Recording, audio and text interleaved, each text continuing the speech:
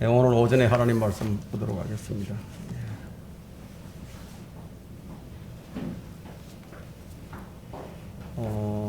하나님 말씀은 스파냐 1장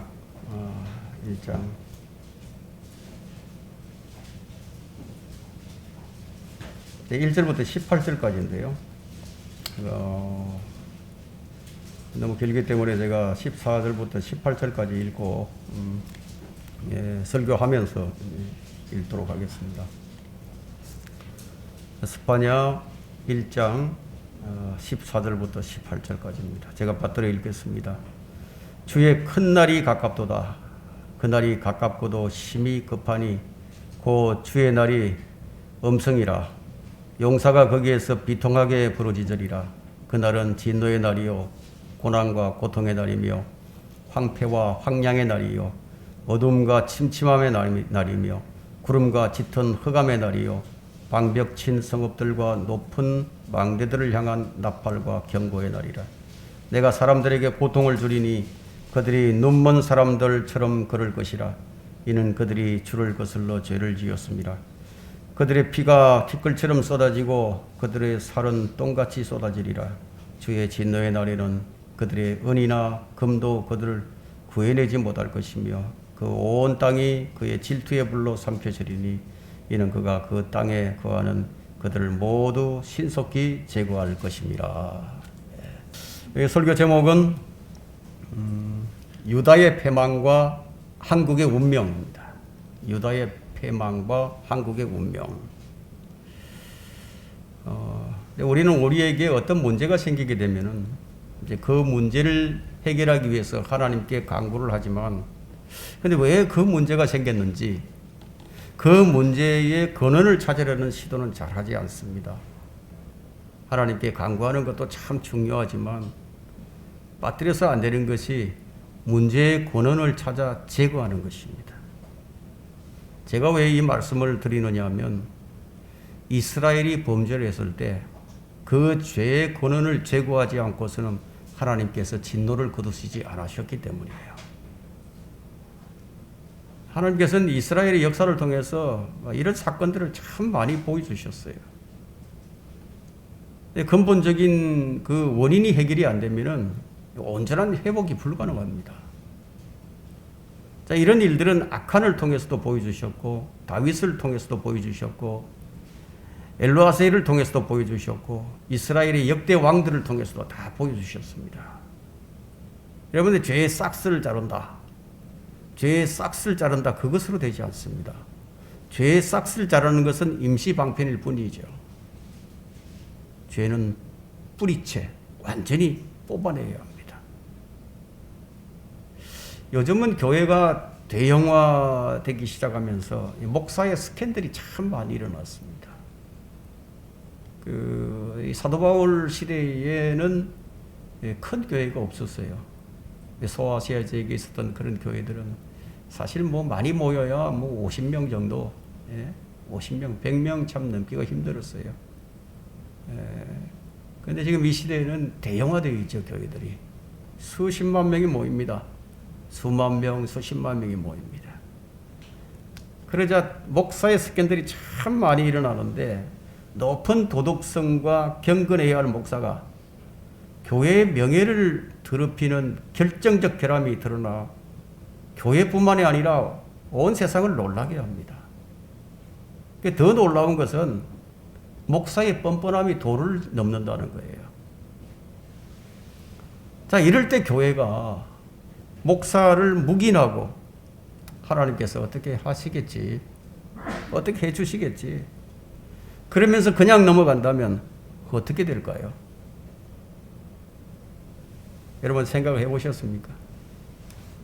성경은 두 사람이 동의하지 않고는 같은 길을 걸을 수가 없다고 그렇게 말씀을 하셨는데, 그런데 교회가 목사를 두둔하고 그냥 넘어가 버린다면 그럼 그 교회는 어떤 교회일까요? 과연 하나님께서 그들과 함께 하시고 그 교회를 통해서 영광을 받아 주실까요? 이건 상식적인 문제 아닙니까? 그 성경은 그렇지 않다고 말씀을 합니다. 불의한 목사와 함께 가는 회중들은요, 불의의 동조자예요.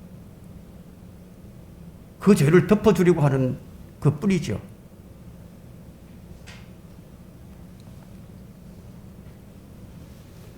겉은 멀쩡해 보여도 촛대가 옮겨져 버린 교회들이 참 많이 있습니다. 수많은 교회들이 있죠. 하나님의 영광이 없어요. 이카봇입니다. 촛대가 이미 옮겨져 버렸어요. 그래서 우리는 이 이스라엘 역사를 통해서 교회를 어떻게 다루고 계시는지 그것을 보아야 합니다.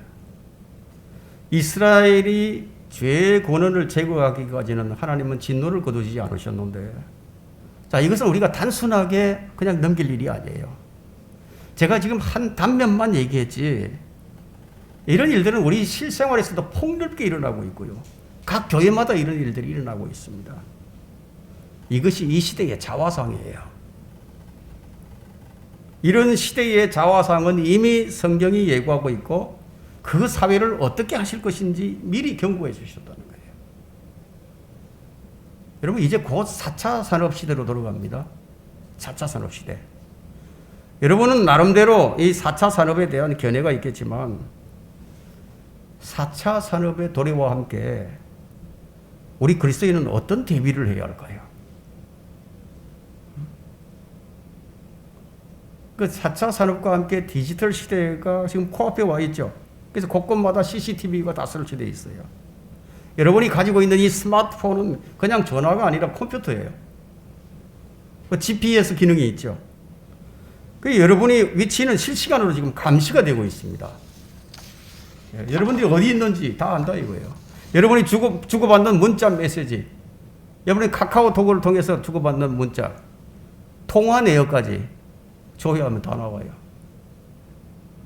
이미 통제를 받고 있는 거예요. 물론 편리함이란 이름으로, 안전이라는 이름으로. 지금처럼 코로나가 유행할 때 코로나를 효과적으로 관리한다는 전제로 다가오겠지만 결국은 이 5G 시스템이 우리 생활 가운데 안전과 평화와 편리함이란 명분으로 통제해 올 텐데 막을 길이 없다는 거예요. 그 막는다고 막아지지도 않아요. 여러분, 조선의 흥선대원군이 세국정책을 폈습니다. 세국정책. 그 세국정책이 조선의 빗장을 틀어막았죠. 근데 밀려오는 서양 문물을 막을 수가 없었어요.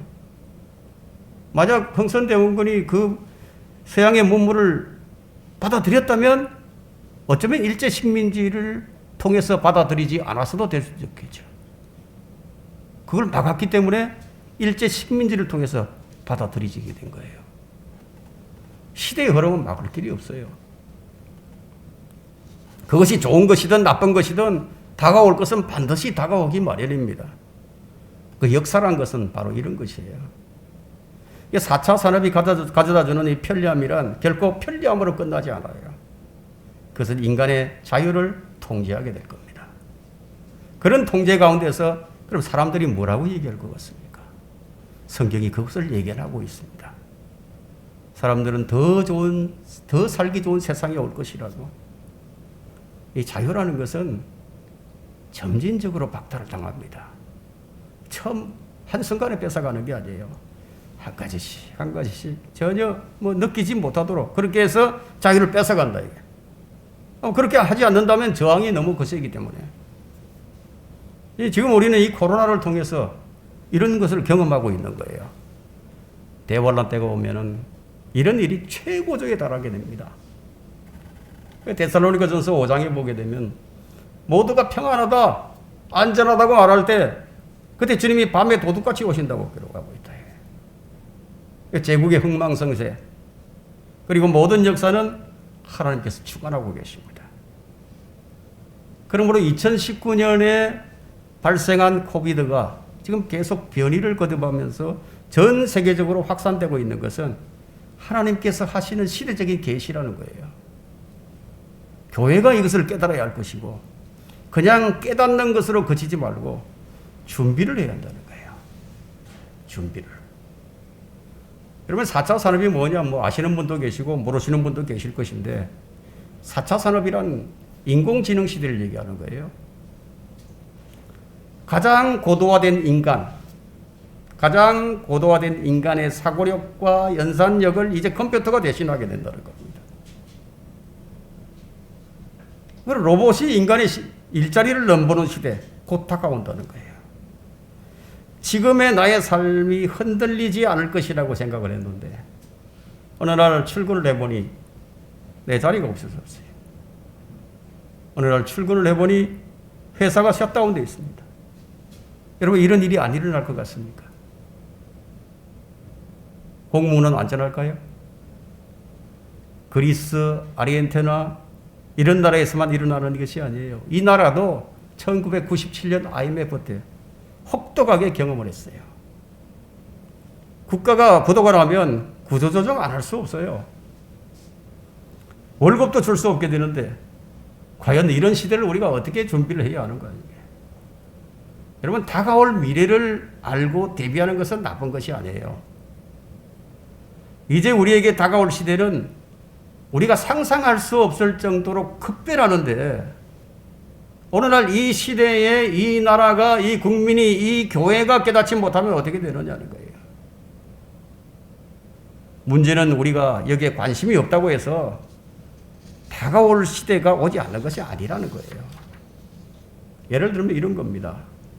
우리가 얼마만큼 관심이 없냐면요, 백신을 맞고 사람이 죽어갑니다. 부작용이 일어납니다. 그런데 다른 사람에게서 일어났으니까 관심을 안 가져요. 그러다 자기 가족 중에 그런 일이 생기게 되면 그때서야 이제 비로소 관심을 갖게 됩니다. 큰 고통이 자기에게 닥치기 전까지는 그냥 남의 일이에요. 남의 일. 그냥 나의 일이 아니니까 그냥 불구경하는 거예요. 예를 들어서 본토 친척 집을 떠나라는 명령은 아브라함의 일이지 나하고는 뭐 전부 상관이 없는 일이니까 그냥 편하게 들어요. 여러분, 이 말이 어떻게 여러분에게 들립니까? 우리는 성경이 뭐라고 말하고 있는지 귀를 기울여야 합니다. 톨스토이는 이런 말을 했습니다. 인간이 행하는 대부분의 악은 나쁜 의지에서 나오지 않는다. 그릇된 사상을 맹목적으로 믿을 때 나온다. 마음의 목소리에 귀를 기울이라. 교회가 아니라 하나님이 들려주는 목소리에 귀를 기울여라. 이런 말을 남겼어요. 즉 성경이 뭐라고 말하고 있는지에 대해서 귀를 기울이라는 말이죠. 지금 코로나 시대예요. 4차 산업 시대입니다. 이런 상황에 대해서 성경이 뭐라고 말씀하시는지 우리는 이 스파냐서를 통해서 살펴보고자 합니다. 이 스파냐서는 주전 500년 이후로 그 어떤 책과도 비교할 수 없을 정도로 유엔에 대해서 가장 파괴적이고 끔찍한 심판을 경고하고 있습니다. 이 스파냐는 단 3개의 장으로 되어 있지만 그 목적이 뭐냐면 민족들을 모아서 쭉정이처럼 단으로 묶어 불태우는 것을 지금 명확하게 지금 말하고 있습니다. 1장은 재림의 예표로서 유다에 내린 하나님의 심판이고 2장은 재림 때 모슬렘에게 내리는 심판이고 3장은 재림과 천년왕국에 관한 예언을 담고 있습니다. 대부분의 성경학자들은 이 스파냐를 BC 606년에 있었던 바벨론에 의한 유다의 멸망에 국한시키고 있지만 그렇지가 않습니다. 성경에서 주의 날이라고 하면 대환란의 심판을 가리키죠. 7절에도 주의 큰 날이 가까우며, 자, 이것은 1차적으로는 지금 바벨론에 의한 멸망을 말하지만 이것은 재림의 예표로서 유다에 내린 심판이에요. 이 세상이 유다의 마지막 시대와 같이 완전하게 타락이 되었을 때 주님께서 전쟁을 선포하시는 거예요. 문자적으로 큰 군대를 일으켜서 적 그리스도의 세상을 주님께서 침공하시겠다는 것이에요. 침공하신다. 이 사실은 내일 태양이 뜨는 것보다도 더 확실하게 이 전쟁이 일어날 것이라는 겁니다. 여러분들 이 점을 염두에 두고 들으시길 바랍니다. 이 스파냐라는 이 단어의 의미가 뭐냐면 여호와께서 감추셨다 혹은 여호와께서 아끼셨다 이런 뜻이 있습니다. 여기서 짐작할 수 있는 것은 스파냐가 지금 유다의 심판을 말하고 있지만 하나님께서는 자기 백성들을 아끼시고 숨기시고 보호하신다는 그런 의도가 담겨 있는 양면성을 우리가 볼 수 있습니다. 첫 번째, 주가 말하노라 내가 지면으로부터 모든 것을 완전히 멸하리라. 2절에 있는 말씀이죠. 자, 1절을 우리가 한번 보겠습니다. 유다의 왕 아몬의 아들 요시아의 날에 히스기야의 현손, 아마랴의 정손, 그달라의 자손, 쿠시의 아들 스파냐에게 임한 주의 말씀이라. 여기 4대가 나옵니다. 4대. 아주 흥미롭죠? 4대가 나온다. 왜 스파냐를 말을 하면서 4대를 기록을 했을까요? 히스기야부터 요시야까지 4대인데 그 기간에 어떤 변화가 있었는지 그것을 나타내고자 하는 것으로 볼 수 있습니다. 히스기야 왕은 우상을 타파했죠. 그리고 주께로 돌아온 왕입니다. 요시야 왕이 즉위했을 때는 유다는 역사상 가장 암울한 시기였어요. 정말 암울한 시기였어요. 요시야가 우상을 타파하고 종교개혁을 일으켰던 시기는 주전 628년입니다. 히스기야로부터 요시야까지 좀 짧게 설명을 드린다면은 히스기야 때에 아시리아의 사네립 왕이 침공이 있었습니다. 하나님께서 그들을 막아주셨죠. 그 당시에 최강국이 아시리아였는데 이 아시리아는 어떤 정책을 폈냐면 침략을 해서 그 나라를 멸망시키게 되면 그 민족을 말살시키기 위해서 이주 정책을 폈어요. 그 땅에 한 사람도 남기지 않고 다른 데로 옮겨버리는 거예요. 그래서 북왕국 이스라엘이 그렇게 멸망해버린 거예요. 지금도 흔적이 없잖아요. 스탈린이 고려인들을 우즈베키스탄으로 이주시켰던 것처럼 그 북왕국 이스라엘 그렇게 이주를 시켜버린 거예요.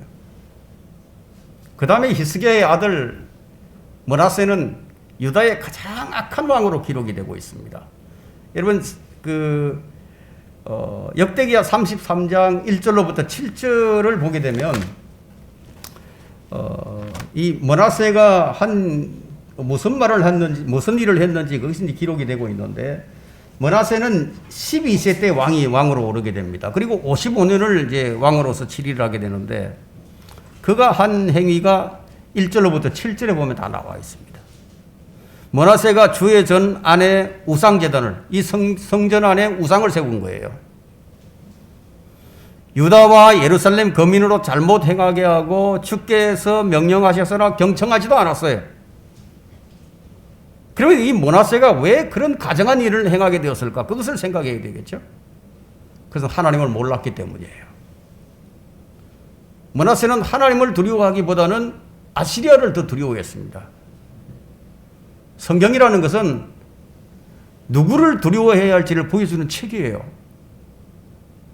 그런데 므낫세가 가장 악한 왕이었지만 그가 하나님을 알게 된 그의 마지막 말년에는요, 주 하나님을 섬기는 정책을 펴게 됩니다. 이제 므낫세에 대해서 간략하게 살펴보았고요. 그의 아들 아몬이 있습니다.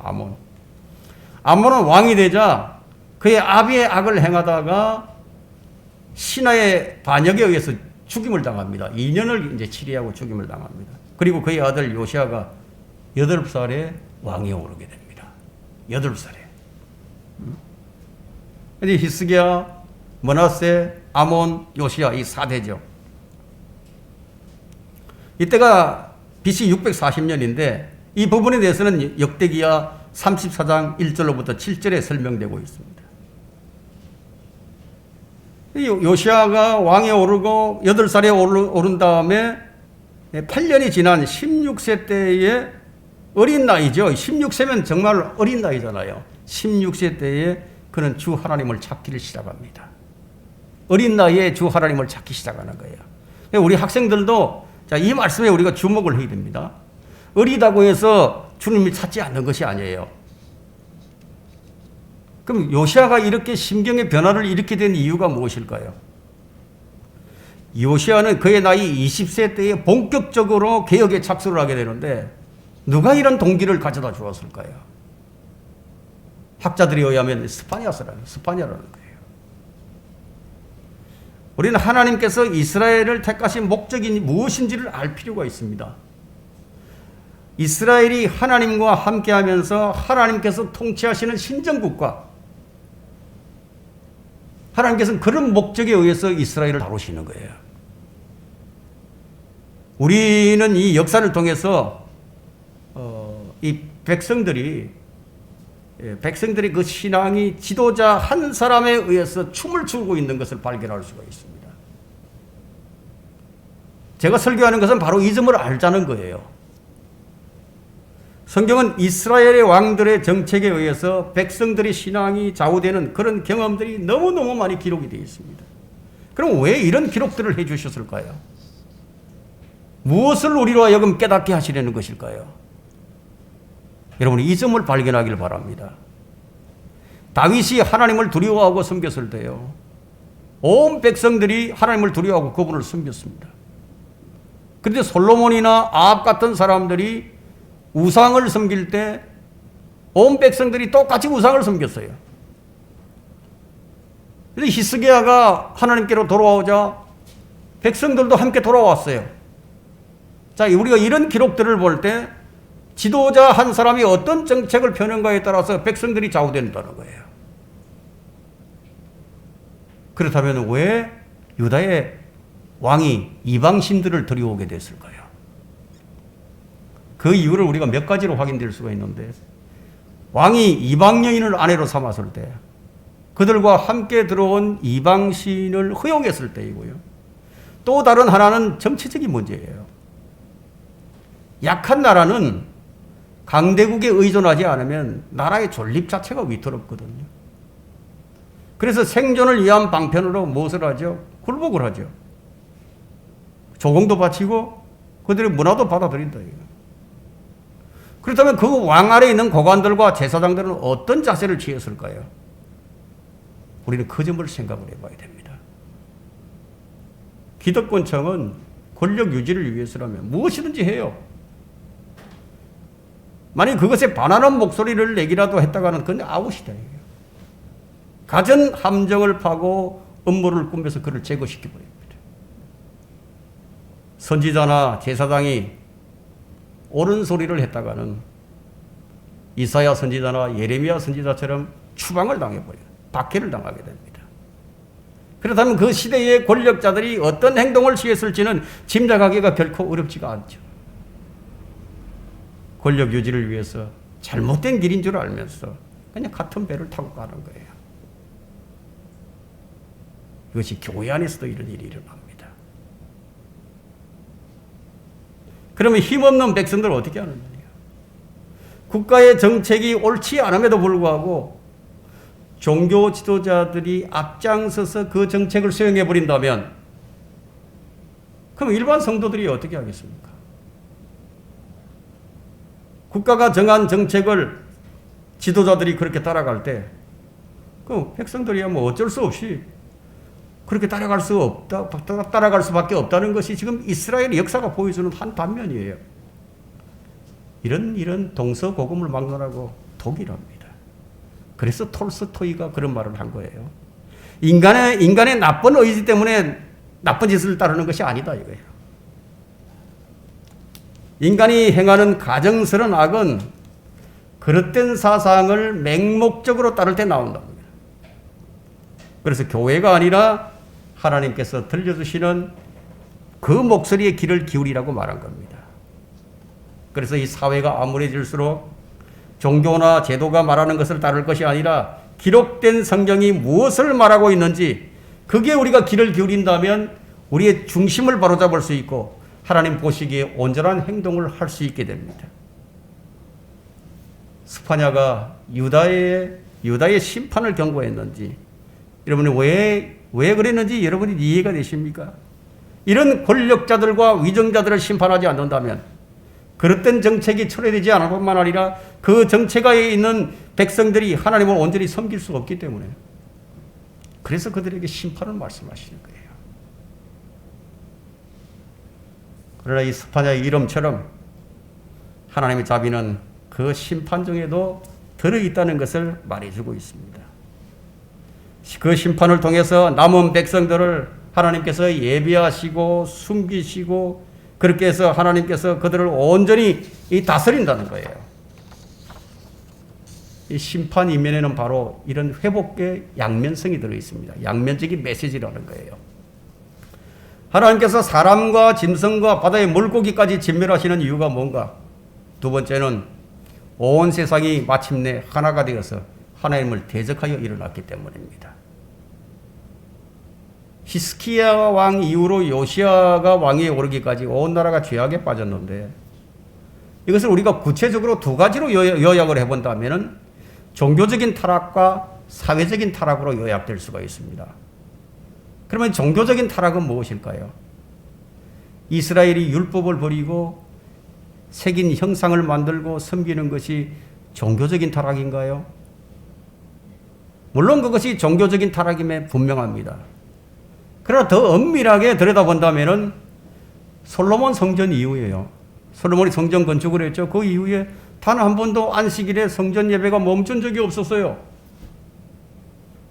그들은 절기를 지키지 않은 것이 아니에요. 절기도 지켰어요. 문제는 안식일에는 목숨과도 같은 희생제물을 드리지만 성전문을 나서는 순간 그들의 가치관과 신앙을 지배하고 있던 것이 무엇이 그들을 지배했느냐? 이방신이 그들을 지배했다는 것이 그것이 문제였습니다. 그래서 스파냐를 통해서 진멸이라는 극단의 처단이 내려질 것을 경고한 거예요. 지금 이 세대가 바로 그런 시대에 문턱에 와 있습니다. 왜 그렇게 단언할 수 있느냐? 여러분은 심판의 원인이 무엇인지 잘 알 것입니다. 하나님 명령을 무시한 거예요. 하나님 명령. 그분의 오래 참으심을 무시한 것이. 그것이 원인입니다. 지금의 온 세상은 하나님의 말씀을 무시합니다. 이 세상이 마침내 하나가 되어서 하나님의 말씀이 성경을 대적해서 일어났습니다. 세상은 성경이 처음부터 끝까지 거짓말로 가득 차 있다고 치부를 합니다. 로마 가톨릭은 성경에 없는 것들을 만들어가지고 성경의 권위를 무시하면서 성령님을 거짓말쟁이로 만들고 있습니다. 자칭 성경대로 믿는다고 하는 사람들, 자칭 성경대로 믿는 사람들이 하나님의 뜻을 저버리고 배운 교리의 역행에서 성경의 권위를 땅바닥에 내동댕이 쳐버렸습니다. 자유주의 신학자들은 창세기 진술을 믿지 않고 진화론이라는 종교를 받아들였습니다. 소위 복음주의자들, 보수주의자들, 근본주의자들도 종교개혁의 원문인 킹제임스 성경을 저버리고 3만 군데 이상 수정을 가한 현대 역본을 고안해냈습니다. 이제 인류는 21세기의 세계어로 된 한 종교개혁 성경이 지구상에 있는 어떤 사람에게도 최종 권위가 될 수 없다고 주장을 하기에 이르렀습니다. 모든 사람이 여기에 동의를 하게 되자 더 이상 하나님께서는 심판을 미룰 수가 없게 되어버린 거예요. 이것이 종교적인 타락입니다. 두 번째는 사회적인 타락입니다. 사회적인 타락은 법치가 무너진 사회를 말합니다. 유다 사회는 종교국가로서 율법이 사회를 지탱하고 있었고 율법이 사람을 재판을 했습니다. 그래서 재판을 하는 사람들이 종교 지도자들이었어요. 재판관이.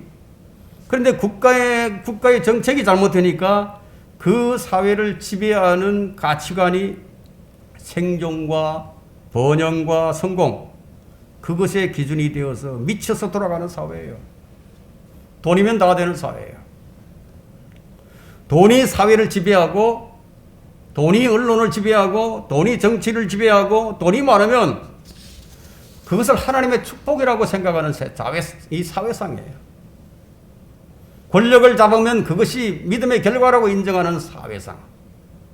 그것이 유다의 사회적 타락이었어요. 유다는 종교국가였기 때문에. 이것은 오늘날의 사회 자화상을 그대로 보여주고 있죠. 그래서 재판을 공정하게 하는 것이 아니라 뇌물을 받으면 그것에 따라서 재판의 결과가 바뀌고 정관예우라는 것이 있어서 피해자가 가해자로 바뀌기도 합니다. 우리는 지금 하나님께서 왜 심판을 하실 수밖에 없는가? 왜 하나님께서 심판을 하셔야 하는가? 그것에 대해서 지금 살펴보고 있는 거예요. 이 시대는 그 시대보다 나은 점이 전혀 없어요. 그보다도 훨씬 더 악한 시대입니다. 스파냐와 동시대의 사람이 예레미야 선지자인데 예레미야 선지자는 그 시대의 자화상을 한 구절에 담아서 표현을 했는데 그것이 예레미야 5장 30절과 31절이에요. 한 구절에 담았습니다.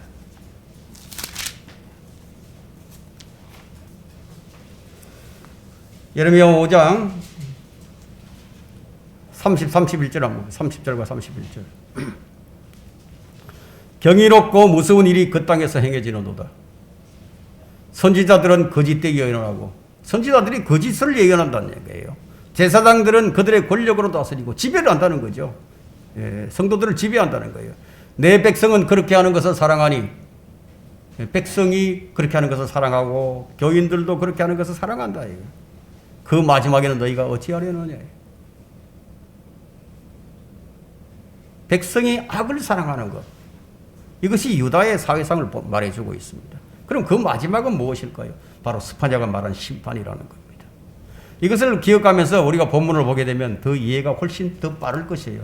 본문으로 다시 돌아와서 스파냐 2절과 3절을 봅니다. 주가 말하노니 내가 지면으로부터 모든 것을 진멸하리라. 내가 사람과 짐승을 멸하리 진멸하리니 공중의 새들과 바다의 고기들과 거치는 것들을 악인들과 더불어 진멸할 것이요 내가 지면으로부터 사람을 끊어버리리라. 주가 말하노라.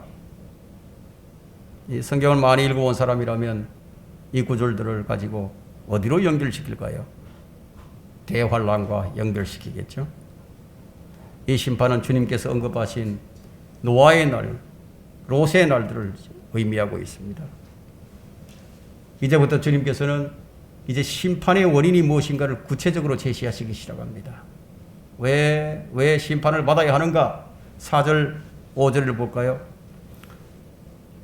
내가 또한 유다와 예루살렘의 모든 거민들 위에 내 손을 뻗치리라.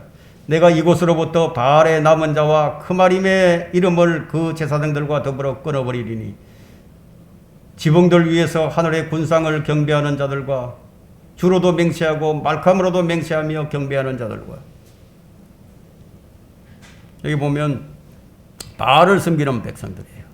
주로도 맹세하고 말캄으로도 맹세하는 자들. 이건 세상과 하나님을 동시에 섬기는 자들이죠. 그럼 왜 바알이 유다 백성의 사람들의 백성들의 마음속에 남아 있었을까요? 왜 우상이 그게 마음속에 남아 있었을까요?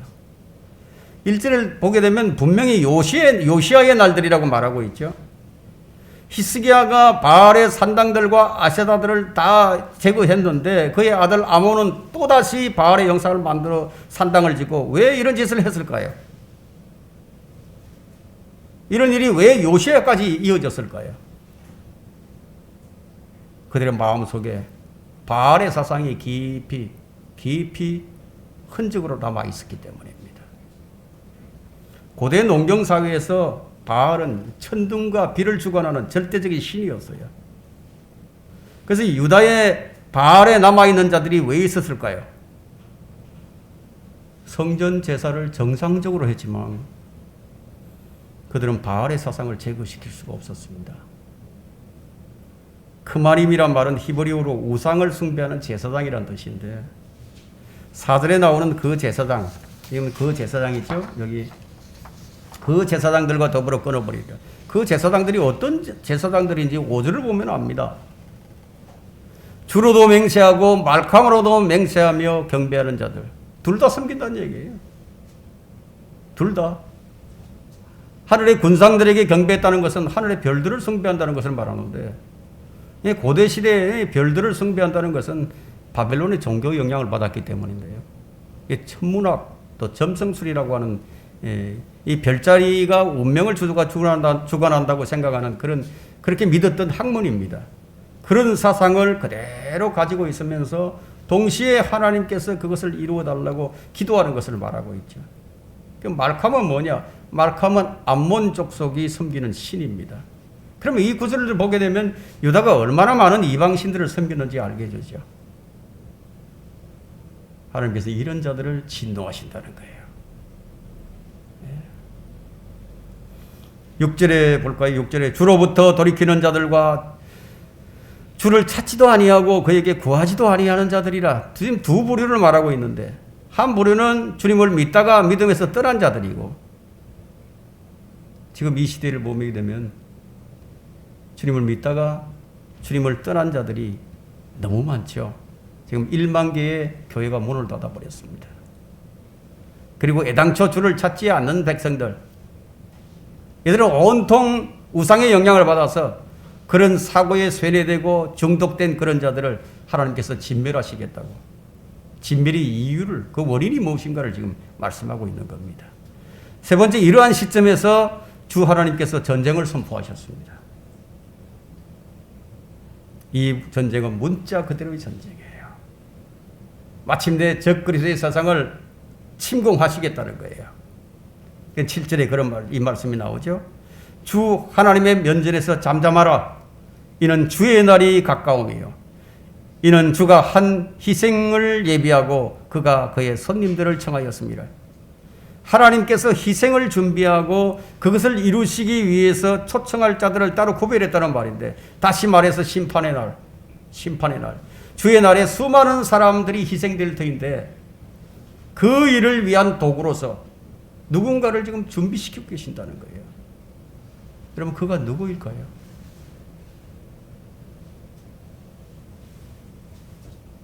팔 절에 볼까요? 주의 희생의 날이 오리니 내가 고관들과 왕의 자녀들과 이방의 예복으로 옷 입은 모든 자들을 벌할 것이라. 성경에서 기본적으로 주의 날은 심판을 말하지만 주의 희생의 날, 살육의 날, 이런 그 용어들은 대환란 끝에 있을 아마겟돈 전쟁을 가리킵니다.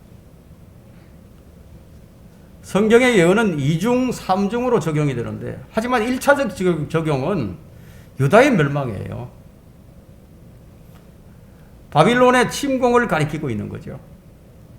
그 당시 유다 주변에는 암몬, 모압, 에돔, 시리아, 레바논, 아시리아, 바빌론, 이집트 같은 나라들이 다 이스라엘을 둘러싸고 있었어요. 그 당시 최강국이 누구였냐면 이집트와 아시리아였어요. 이 아시리아와 이집트가 지금 대립하고 있는 상황인데, 자, 이들이 전쟁을 하려면 어느 지역을 거쳐가야 되냐면 이 팔레스타인 땅, 그 유다 지역을 지금 거쳐가야 되는 거예요. 그 그러니까 BC 663년에 아시리아가 이집트를 정복을 했을 때 유다 왕국은 므낫세가 치리하던 기간이었습니다. 팔레스타인을 통과하지 않고는 그걸 못 가는 거죠. 그때 므낫세는 아시리아에 굴복을 하게 되죠. 굴복을 했으니까 가까스로 국가 존립만 유지하고 있었습니다. 그 이후에 이제 BC 640년에 요시아가 왕위에 오를 때 이제 아시리아가 이제 점점 약해지기 시작을 합니다. 전통적으로 볼 때는, 유다의 전통적으로 볼 때는 유다의 그 맹주가 누구냐면 이집트예요. 이집트가 훨씬 더 맹주였었죠. 전통적으로 볼 때. 그래서 유다는 이집트를 다시 의존하자는 척과 내리막길을 걷고 있는 아시리아를 의존하는 척으로 이렇게 나눠집니다. 지금 보세요. 한국과 똑같은 상황이죠.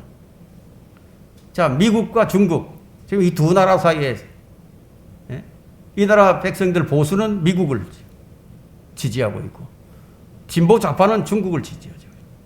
그러니까 친미와 친중으로 지금 갈라져 있어요. 유다의 원명과 참 유사하죠. 유다는 지금 친아시리아와 친이집트로 지금 나누어져서 지금 예루살렘 전체가 지금 정쟁에 지금 휩싸여 있는 거예요. 이 한국처럼. 지금 보세요. 미국은요, 기울어져 가고 있는 이 중국의 야망을 끊어버리기 위해서 지금 동맹인 한국과 일본, 호주, 그리고 인도, 대만까지 끌어들여서 중국 길들이게 나서고 있습니다. 그러면서 한국 너희도 또 여기 동참하라 이거예요. 야, 우리가 너희를 위해서 무엇을 해줬는지 기억을 해보라 이거예요. 줄을 잘 서야 될 거 아니냐, 이렇게 압박을 해온다 이거예요. 그럼 이제 중국은 한국 너희는 누구의 편에 설 것인지 심사숙고해보라 이거예요. 누가 책악인지, 너희가 어떤 보복을 당하게 될 것인지 잘 생각해보라 이거예요. 이 겁먹은 한국에게 미국은 재차 강요를 합니다. 당근을 주죠. 유럽의 나토와 동아시아 태평양 국가들 모두가 너희와 함께 해서 중국을 괴멸시킬 테니까 중국 겁먹지 말라. 그리고 한국 너희는 여기 참여하라. 근데 지금 한국은 어느 편에 서고 있죠? 지금 중국 편에 서고 있다. 참으로 이 한국의 운명이 어떻게 될 것인가? 요시야는 선택을 해야 했습니다. 그러나 이 요시야는 올바른 선택을 하지 못합니다. 왜? 그는 하나님의 뜻을 제대로 알지 못했어요.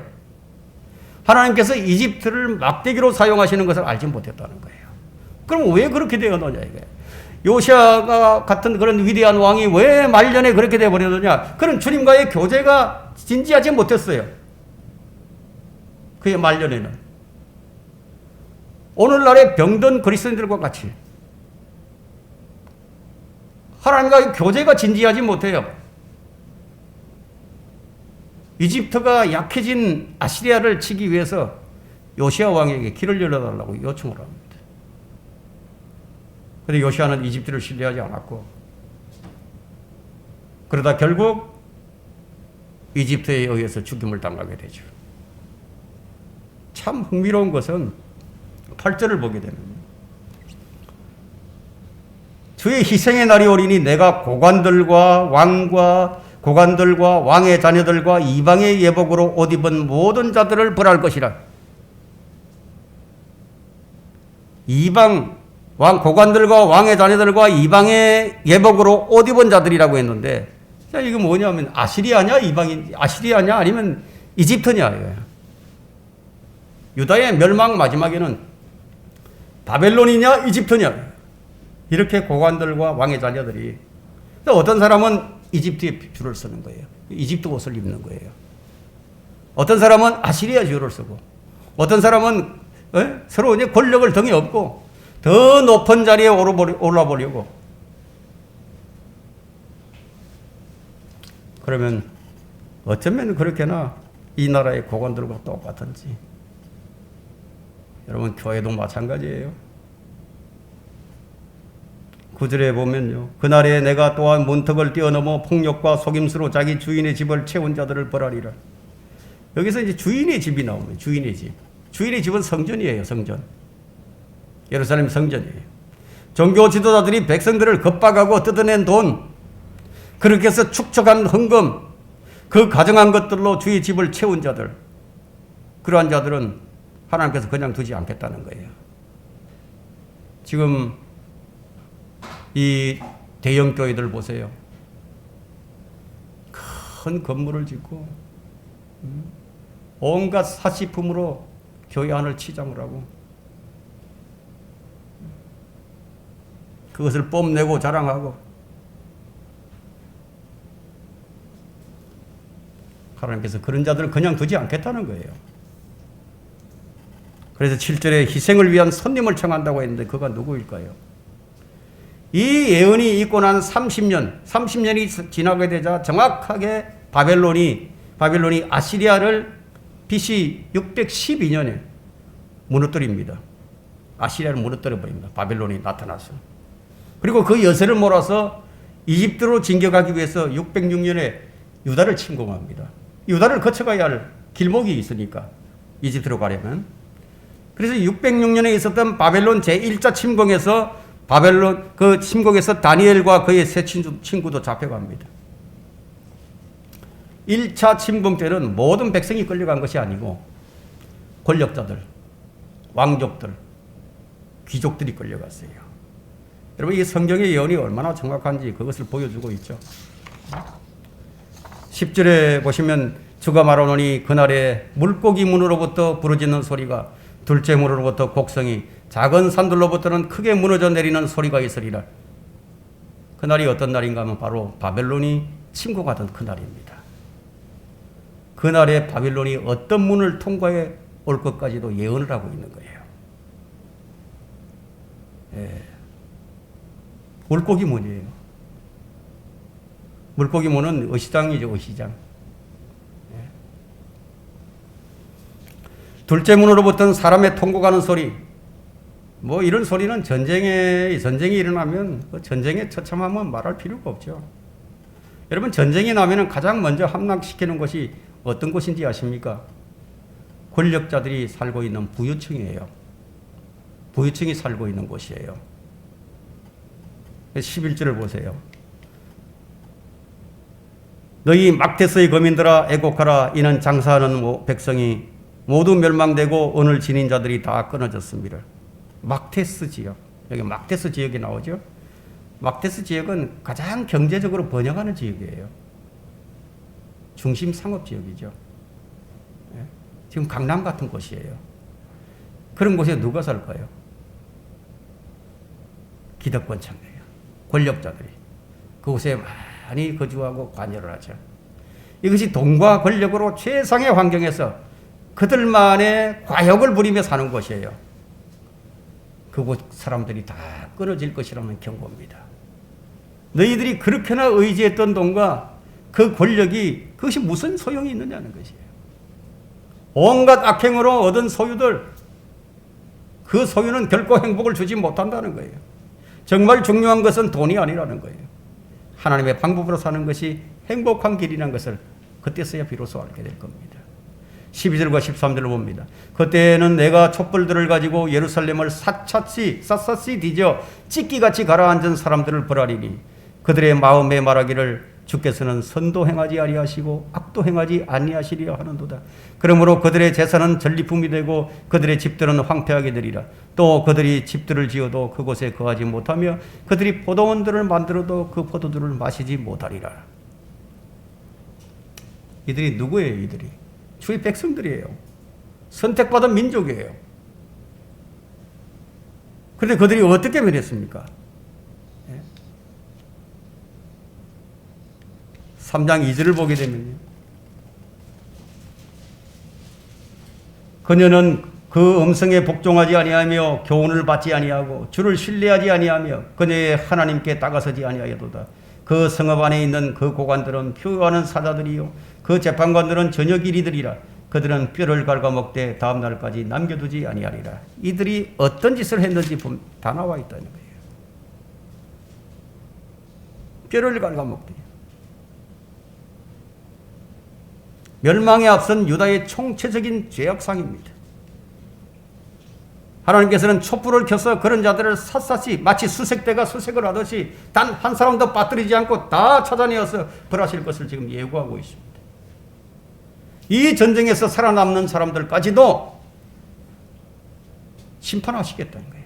마태복음 25장에 나오는 민족의 심판이 양과 염소의 무리로 나누어서 단 한 사람도 예외 없이 공정한 심판을 받게 하시겠다는 것이 바로 하나님의 의지예요. 결론적으로 유다의 멸망을 통해 우리가 시대의 흐름을 알고 대비하자는 겁니다. 시대의 흐름을 알자는 거예요. 이 흐름은 누구도 막을 수가 없어요. 여러분 4차 산업시대 온다 이거예요. 그럼 못 막아요. 막을 수 없어요. 이 악한 시대에 대환란이 온다 이거예요. 못 막는다 이거예요. 하나님께서 그렇게 하셨기 때문에. 14절부터 다시 16절을 봅니다. 주의 큰 날이 가깝도다. 그날이 가깝고도 심히 급하니 곧 주의 날이 음성이라. 용사가 거기에서 비통하게 부르짖으리라. 그날은 진노의 날이요 고난과 고통의 날이며 황폐와 황량의 날이요 어둠과 침침함의 날이며 구름과 짙은 암흑의 날이요 방벽친 성읍들과 높은 망대들을 향한 나팔과 경고의 날이라. 내가 사람들에게 고통을 주리니 그들이 눈먼 사람들처럼 걸을 것이라. 이는 그들이 주를 거슬러 죄를 지었습니다. 그들의 피가 티끌처럼 쏟아지고 그들의 살은 똥같이 쏟아지리라. 바벨론 침공 때에 실제 이렇게 잔인하게 진멸이 되었습니다. 18절에 보시면 주의 진노의 날에는 그들의 은이나 금도 그들을 구해내지 못할 것이며 그 온 땅이 그의 질투의 불로 삼켜지리니 이는 그가 그 땅에 거하는 그들을 모두 신속히 제거할 것입니다. 하나님께서 이렇게 하시겠다는 겁니다. 이 멸망은 2600년 후 앞으로 대환란 때 그들에게 무슨 일이 일어날 것인지를 지금 맛보기로 보여줘요. 맛보기로. 유다와 똑같은 모습을 하고 있는 한국. 이 한국의 운명은 과연 어떻게 될 것인가요? 우리가 스파냐스를 통해서 교훈을 얻지 못한다면 유다의 멸망과 똑같은 멸망, 이 멸망이 예견되어 있을 뿐입니다. 어떤 목사는 교인들을 계몽해서 민주주의 표로서 해결하자고 설교를 하지만 그렇게 해서 될 일이 아니에요. 소위 소수의 깨어있는 그리스도인이 몇이나 되겠습니까? 여러분 생각을 해보세요. 여러분 시대의 흐름을 알고 성경적 바른 진리를 실행하는 소수의 사람들이 얼마나 되겠냐. 소수다, 이 소수. 아주 적은 물이다, 이게. 그 표를 몇 표나 모을 수 있을 것 같습니까? 지금 한국교회도 좌파로 다 넘어갔어요. 거의 다 넘어가 버렸어요. 여러분, 3.1절 독립운동을 한번 생각을 해보세요. 3.1운동을 일으켰죠. 결과는 어땠습니까? 무자비하게 짓밟혔죠. 무자비야. 그럼 이 나라가 누구에 의해서 해방을 받았는지 한번 생각을 해보세요. 이 나라의 힘으로 해방을 했는가요? 이 나라가 독립운동을 해서 해방이 됐는가요? 아니죠. 하나님의 손에 달려 있어요. 하나님께서 그렇게 해주신 거예요. 절망 가운데 있던 전혀 희망이 없었어요. 이 나라가 해방되기 전에는요, 전혀 희망이 없었어요. 거의 80% 이상 일본화 되었습니다. 다 소망도 없고 희망도 잃어버렸어요. 독립운동 하던 독립투사들은 다 뿔뿔이 흩어졌고 자기들끼리 싸움질이라고. 근데 누가 이 나라를 해방시켰냐, 이게. 하나님의 손에 달려 있다는 거예요. 이런 시점에서 우리가 할 수 있는 일은 무엇일까요? 우리는 하나님의 자비를 구하는 길밖에 없습니다. 이 길만이 우리가 해야 할 일입니다. 그런 의미에서 제가 오늘 이 설교를 했습니다.